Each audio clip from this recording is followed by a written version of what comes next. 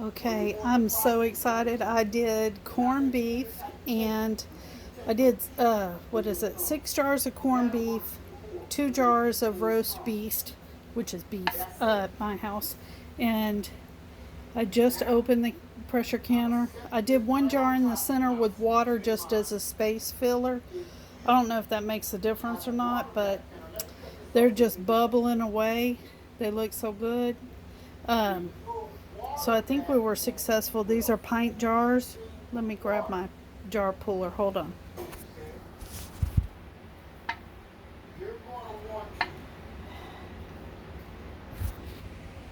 Yeah, so they're already pinging.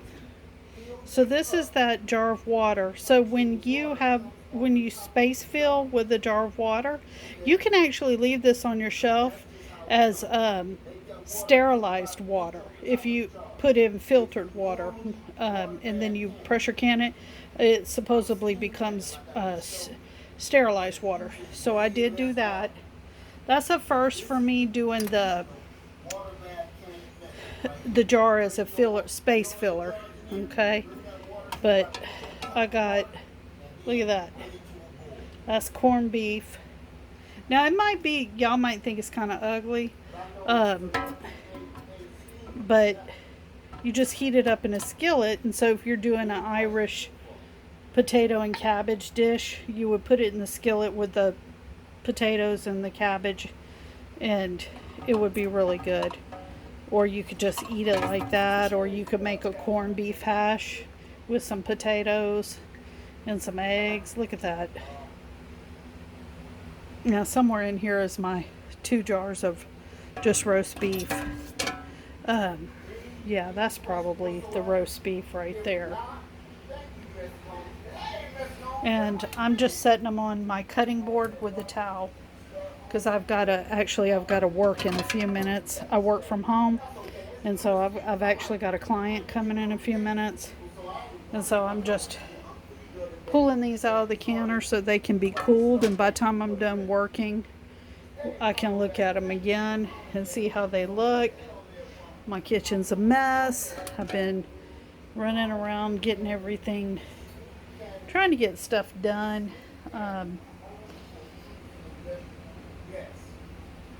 I stay pretty busy between my dogs, my work, and my family. Well, my tiny family, but look at that. That's how corned beef looks. And I had followed Sutton Day's recipe for doing the pint-sized jars of corned beef, and she did not add liquid to hers, but I just am kind of paranoid about that, so I put about a quarter of a cup of water in each jar with the corned beef seasoning because I like that seasoning. Now the roast beast, they had salt, pepper, garlic, and they'll get seasoned more heavily when I make the gravy for that. I always, when I do roast beef, I always make a beef gravy, and everybody just loves it. It's kind of spicy because I like spice when I make it, but I save that for after the canning process. So there you go, corned beef in a jar. All I did, cleaned my jars, heated up my lids a tiny bit. This was cold packed. I chopped the corned beef and the roast beef into about 1 inch size cubes. I put it into the cold jars cold. I put it into the pressure canner cold. And then I brought it to temperature and did it. These are pint sized jars, so I did them for the 75 minutes. And I think it's going to be good.